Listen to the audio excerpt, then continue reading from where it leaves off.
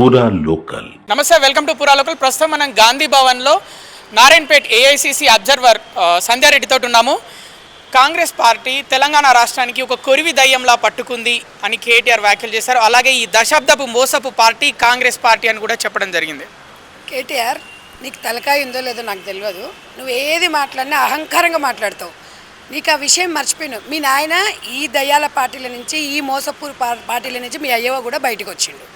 మీ అయ్యకు పుట్టిన నువ్వు పెద్ద దయ్యాని, పెద్ద సైకోవి నువ్వు.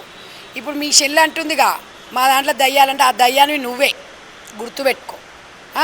ఫస్ట్ నీ ఆ చెల్లె లేఖ రాస్తే నీకే దొరికింది. కాంగ్రెస్ పార్టీలు నీ అయ్యే బెడ్రూమ్లోకి ఏమైనా వచ్చిరా? అది అసలు నిన్ను తెలంగాణ రాష్ట్రంలో మిమ్మల్ని బొందబెట్టిరు. మీ పార్టీని ఎందుకు బొందబెట్టిరు? గతంలో మీరు ఆడోళ్ళ ఉసురు తలిగి నాశనం అయ్యారు. ఇప్పుడు ఇంకా సర్వనాశనం అవుతారు. ఎందుకు? ఈ గతంలో తమిళిసై గారు గవర్నర్ గారిని కూడా అవమానించింది ఆ పార్టీ. ఎంతో మహిళలకి ఫస్ట్ 5 సంవత్సరాలలో ఒక మంత్రి పదవి లేదు. మహిళలంటే గిట్టని బీఆర్ఎస్ పార్టీ. ఇవాళ నీ చెల్లె ఉసురు దాకి నువ్వు సర్వనాశనం అవుతావు. ఆడోళ్ళు ఎదగొద్దు మీ పార్టీలో. ఆడోళ్ళు ఎవడు ఉండొద్దు. ఆడోళ్ళది ఎట్టుంటుంది నీకు తెలుసా? శని ఆడోళ్ళది. ఒక్కసారి ఆడోళ్ళ జోలికి పోయడం అనుకో నాశనం అయిపోతారు, భూస్థాపితం అయిపోతారు. నీ దగ్గర పెట్టుకొని నేను ఎవరిని ఎదగనిచ్చిరు? కాంగ్రెస్ పార్టీలో నుంచి ఇలా ఏమాలు ఇవాళ రాజకీయంగా చేస్తుంటే నువ్వు ఓ పిల్ల కాకివి. నువ్వు తెలుసా నీ స్థాయి ఏంటి?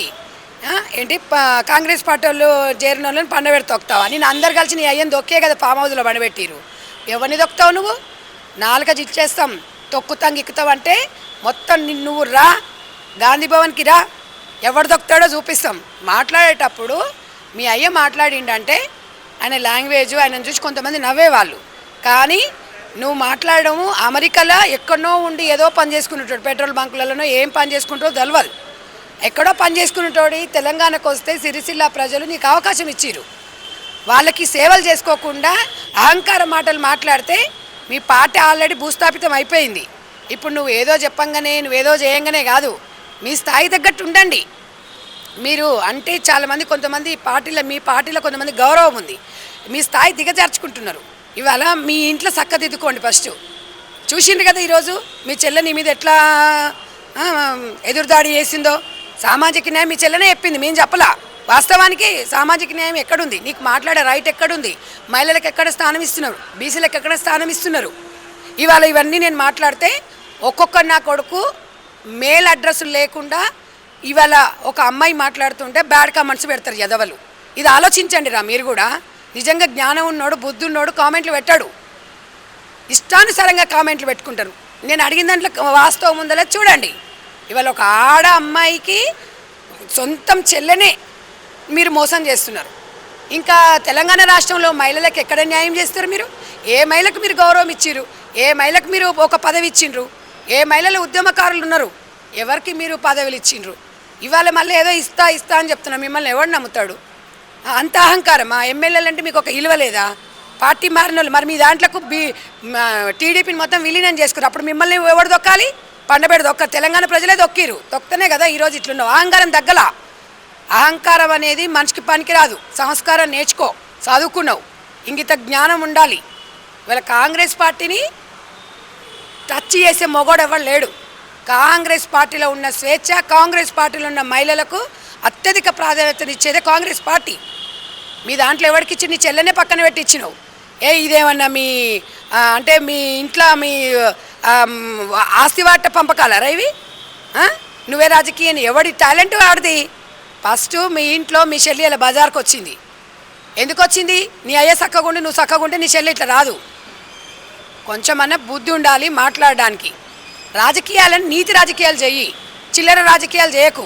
నాలుగుంది కానీ ఎట్లా పడితే అట్లా మాట్లాడితే మా ఎమ్మెల్యేలను దొక్కుతావా? రా, నువ్వు దొక్క కొడక. ఆడవాళ్ళ మేము కూడా నేను దొక్కుతాము. నాటకాలు ఆడుతున్నావా? మూసుకొని సిరిసిల్ల ప్రజలకు సేవ చేసుకో. తులం బంగారం విషయంలో ముఖ్యంగా ఇక వీళ్ళు గోల్డ్ కాదు కదా, రోల్డ్ గోల్డ్ కూడా ఇవ్వలేరు కాంగ్రెస్ వాళ్ళని కూడా కేటీఆర్ వ్యాఖ్యలు చేసిండు.